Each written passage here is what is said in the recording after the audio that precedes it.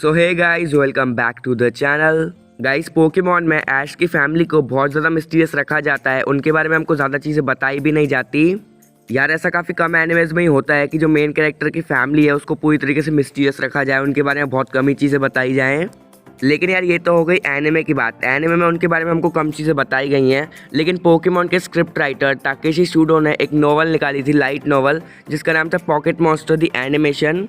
इस बुक में हमको ऐश की फैमिली के बारे में ऐसे ऐसे सीक्रेट्स जानने मिले थे जो कि बहुत ही ज़्यादा माइंड ब्लोइंग थे। तो आज हम लोग ऐसे ही बहुत सारे सीक्रेट्स जानने वाले हैं ऐश की फैमिली के बारे में।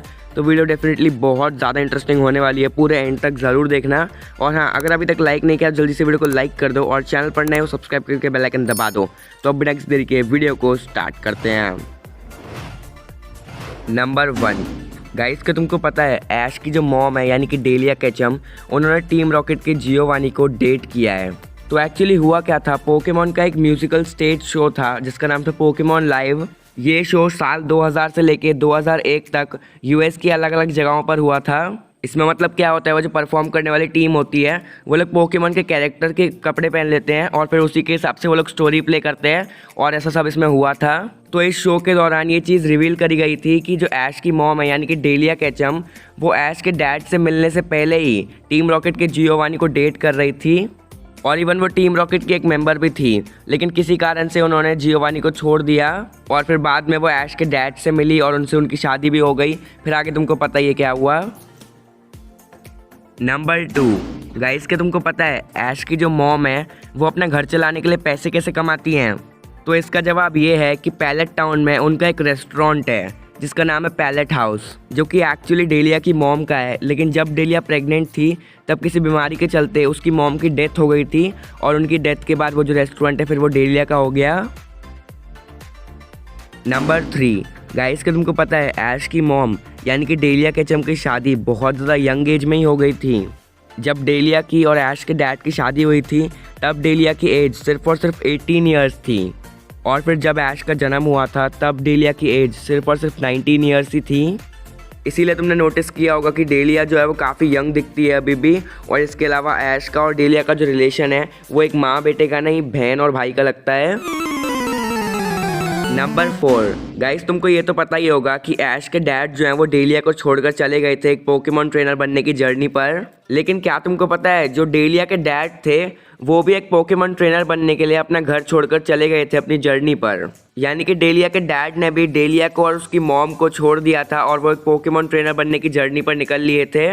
और फिर ऐश के डैड की तरह ही वो भी अपने घर पर कभी लौट कर नहीं आए। इसका रीज़न ये हो सकता है कि शायद वो एक अच्छे ट्रेनर ना बन पाए हों, इसीलिए शायद वो अपनी फैमिली को फेस करने से डर रहे हों, और इसीलिए शायद वो कभी वापस नहीं आए अपने घर पर। और ये सेम केस ऐश के डैड के साथ भी हो सकता है। ज़रूरी नहीं है कि वो अभी तक कोई महान ट्रेनर बन गए हों, ऐसा भी हो सकता है कि शायद वो अपनी लाइफ में कुछ ना कर पाए हों, इसीलिए अब उनको अपनी फैमिली को फेस करने की हिम्मत नहीं है, और शायद इसीलिए वो अपनी फैमिली के पास घर पर वापस नहीं आ रहे। नंबर 5 गाइस, के तुमको पता है डेलिया यानी कि ऐश की जो मॉम है उनके बचपन से ही 2 सपने थे, एक तो पोकेमॉन ट्रेनर बनने का और एक मॉडल बनने का। और शायद वो ये दोनों सपने ही पूरे कर सकती थी क्योंकि वो पैलेट टाउन की सबसे ज़्यादा सुंदर लड़की थी, तो वो आराम से एक बहुत अच्छी मॉडल बन सकती थी। और इसके अलावा वो पोकेमॉन बैटल्स में भी काफ़ी अच्छी थी और पोकेमॉन्स के बारे में काफ़ी जानती भी थी, तो वो आराम से एक बहुत अच्छी पोकेमॉन ट्रेनर भी बन सकती थी। लेकिन जब ऐश के जो डैड हैं वो उनको छोड़कर चले गए तब डेलिया को सिर्फ अकेले ही ऐश को संभालना था, वो पूरी जिम्मेदारी अब उसके ऊपर थी, और इसीलिए वो अपना कोई भी सपना पूरा नहीं कर पाई। ना तो वो एक पोकेमॉन ट्रेनर बन पाई और ना ही एक मॉडल। लेकिन बस एक बार उनकी ब्यूटी के चलते ही कुछ फोटोग्राफर्स ने उनकी फ़ोटो खींची थी, और उसी के बाद वो फ्रंट पेज पे भी आई थी एक मैगजीन के। लेकिन ये बात उन्होंने ऐश से छुपा के रखी थी, उन्होंने ऐश को कभी नहीं बताया कि वो एक मैगजीन के फ्रंट पेज पर आई हैं। नंबर 6 गाइस, के तुमको पता है पोकेमॉन वालों ने एक प्रॉमिस किया था कि वो ऐश के डैड को रिवील कर देंगे पोकेमॉन के सीज़न 5 में, यानी कि मास्टर क्वेस्ट में, पोकेमॉन मास्टर क्वेस्ट में। लेकिन तुम सब लोग को पता ही है पोकेमॉन के सीज़न 5 को गए हुए इतने साल हो चुके हैं और अब तक ऐश के डैड रिवील नहीं किए गए कि कौन है ऐश के डैड। मुझे लगता है यार पोकेमॉन कंपनी ऐश के डैड को ऐसे नॉर्मली रिवील नहीं करना चाहती। मुझे लगता है कि डेफिनेटली वो लोग फ्यूचर में एक पूरा इसके ऊपर आर्क बनाएंगे जहाँ पर ऐश के डैड रिवील होंगे, और इसमें कुछ बहुत ही ज़्यादा इंटरेस्टिंग स्टोरी रखेंगे वो लोग। खैर अभी तो मेरी ये सिर्फ प्रिडिक्शन है, देखते हैं फ्यूचर में क्या होता है कि कभी ऐश के डैड रिवील होते हैं या फिर नहीं। नंबर 7, डेलिया केचम और प्रोफेसर ओक रिलेशनशिप। तो गाइस तुम लोग को ये पता ही होगा कि जब भी ऐश के डैड कौन है इसके ऊपर थियरी बनती है, उसमें प्रोफेसर ओक का भी ज़रूर नाम आता है। लेकिन यार हमेशा मेरे को ये लगता है कि भाई ये तो एकदम नॉनसेंस थियरी है, क्योंकि यार प्रोफेसर ओक ऑलमोस्ट 20 ईयर्स बड़े हैं डेलिया से। लेकिन यार मेरे को एक वेबसाइट पर इस थियरी के ऊपर बहुत ज़्यादा सही प्रूफ मिले हैं, जिनको देखकर तो यार मेरे को ऐसा लग रहा है कि भले प्रोफेसर ओक जो है वो ऐश के डैड तो नहीं है, लेकिन हो सकता है वो और डेलिया रिलेशनशिप में है।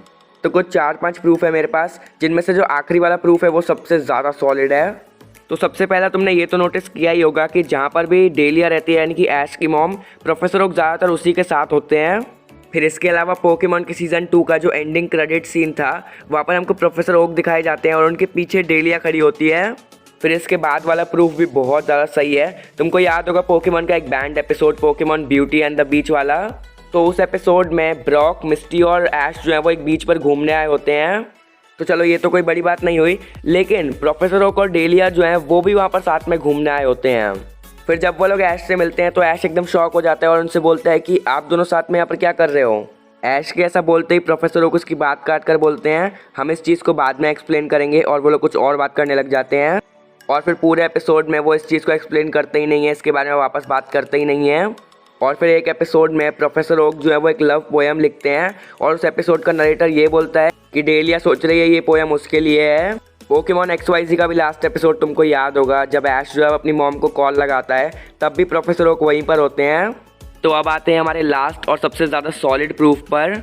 तो गाइस जापान में पोकेमॉन को प्रमोट करने के लिए एक शो टेलीकास्ट हुआ था, जहाँ पर वो लोग पोकेमॉन कैरेक्टर्स के बीच का रिलेशनशिप एक्सप्लेन कर रहे थे। तो ऐश और पिकाचू का जो एरो था वहाँ पर हमको बताया गया था, वहाँ पर लिखा था पार्टनर। लेकिन हैरान होने वाली बात यह है कि वहाँ पर डेलिया को और प्रोफेसर ओक को साथ में पेयर किया था, यानी कि एक साथ लगाया हुआ था, और उनका और ऐश का जो एरो मिल रहा था उसमें लिखा हुआ था पेरेंट्स और चाइल्ड। तो होपफुली तुम लोग समझ गए होगे मैं क्या बताना चाह रहा हूँ। तो ये काफ़ी ज़्यादा सॉलिड प्रूफ है इस थियरी के ऊपर। तो इस चीज़ के ऊपर तुम लोग अपनी राय ज़रूर बताना कमेंट सेक्शन में। नंबर 8 गाइस, के तुमको पता है डेलिया जो है वो प्रोफेसर ओक की एक स्टूडेंट रह चुकी है।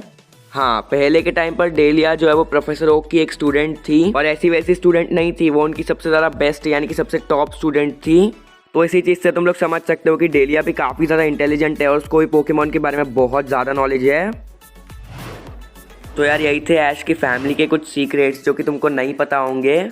होपफुली तुमको ये वीडियो पसंद आई हो। अगर पसंद आई है तो वीडियो को लाइक करो। आज का लाइक है मैं 3 के लाइक्स का, तो कंप्लीट कर देना।